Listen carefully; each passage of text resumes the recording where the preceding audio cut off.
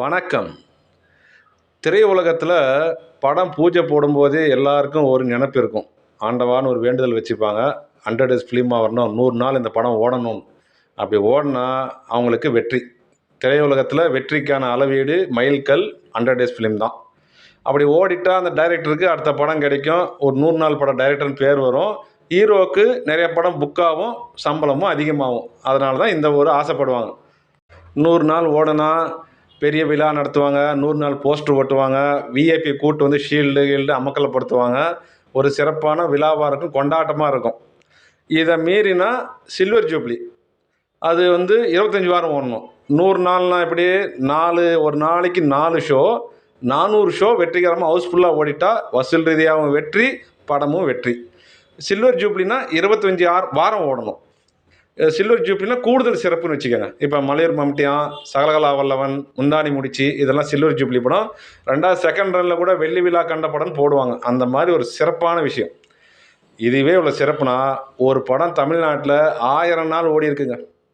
நம்ப முடியுதா? நிச்சயமாக ஓடி இருக்கு. 44 வந்த ஹரிதாஸ்ன்ற படம் தான் அந்த படம். அதனுடைய ஹீரோ வந்து நமது எம்கேடி தியாகராஜ பாகவதர், தமிழ்நாட்டின் முதல் சூப்பர் ஸ்டார். அவர் தான் நடித்த படம். அவர் 1934 முதல் படம் பவளக்கொடி. அதுக்கு அடுத்து 10 வருஷம் தான் நடிச்சுக்கிறாரு. இவர் வந்து முதல் சூப்பர் ஸ்டார்ன்றதுனால ஒரு 100 படம் நடித்தார் இல்லைங்க, 15 படம் தான் நடிச்சுக்கிறார். அதில் 10 படம் அதிரி புதிரி இட்டு தான். எல்லாம் 400 நாள் 500 நாள் ஓடின படம். இந்த ஒரு படம் 3 வருஷம் ஓடி இருக்கு. 3 வருஷம் ஓடினா 1000 நாள்.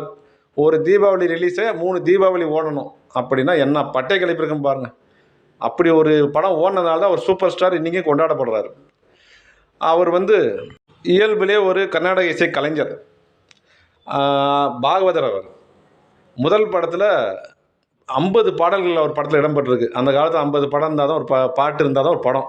அந்த 50 பாட்டுக்காக தான் படமே ஓடி இருக்கும். இன்றைக்கி 50 பாட்டு போட்டால் எல்லாம் தியேட்டர் விட்டு ஓடிடுவாங்க. அன்றைக்கி அது ஒரு ட்ரெண்டு. இவர் வந்து வசீகரமான ஒரு ஹீரோங்க. பட்டாடை, ஜரிகை, அங்கவஸ்திரங்கள், பட்டாடைகள், ஒரு பாகவத கிராப்னே ஒரு ஃபேமஸ். அந்த காலத்தில் க்ளீன் ஷேவ் பண்ண ஒரு வசீகர முகம். எம்ஜிஆர் அவர்கள் பார்த்து வியந்த மிகச்சிறந்த ஒரு ஹீரோனா இவர் தான் சொல்கிறாங்க. எம்ஜிஆர் ரொம்ப பிடிச்ச ஹீரோ அவர்.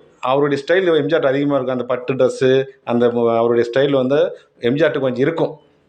ஆச்சாரி வகுப்பு, அதாவது பொற்குலர் வகுப்பை சேர்ந்த இவர் தங்க மாதிரியே மின்னிருக்கிறார். திரையுலகத்திலும் சரி, தனிப்பட்ட முறையிலையும் சரி. லட்சுமிகாந்தன் ஒரு தவறான பத்திரிகையாளர்கிட்ட வந்த பிரச்சனையில் அவர் படுகொலை செய்யப்பட்டதில் இவர் அரெஸ்ட் பண்ணி உள்ளே தள்ளுறாங்க. அதனால் ஒரு திரைப்பட வாய்ப்பு, உடல்நிலை எல்லாம் நலிஞ்சு போயிடுறாருங்க. அது ஒரு துன்பியல் சம்பவம் தான் சொல்லணும். இவருடைய இந்த 1000 நாள் சாதனை இவருக்கு பின்னாடி வந்த எந்த சூப்பர் ஸ்டாராலையும் தொடவே முடியலை. இவருக்கு பின்னாடி வந்த எம்ஜிஆர், சிவாஜி, ரஜினி, கமல், அதுக்கப்புறம் இந்த அஜித், விஜய், யாராலையும் தொட முடியல. அந்த அளவுக்கு இவருடைய சாதனை பொன்னெழுத்தில் பொறிக்கப்பட வேண்டிய ஒரு சாதனை. இதுக்கு முன்னாடி இல்லை பின்னாடியும் தைரியமாகவே சொல்லலாம். சவால் கூட விடலாம். அந்த அளவுக்கு யாராலும் ஓட வைக்கவும் முடியாது. சில படங்கள் 100 நாளைக்கே பணம் கொடுத்து ஓட்டுற அளவுக்கு தான் இருக்குது.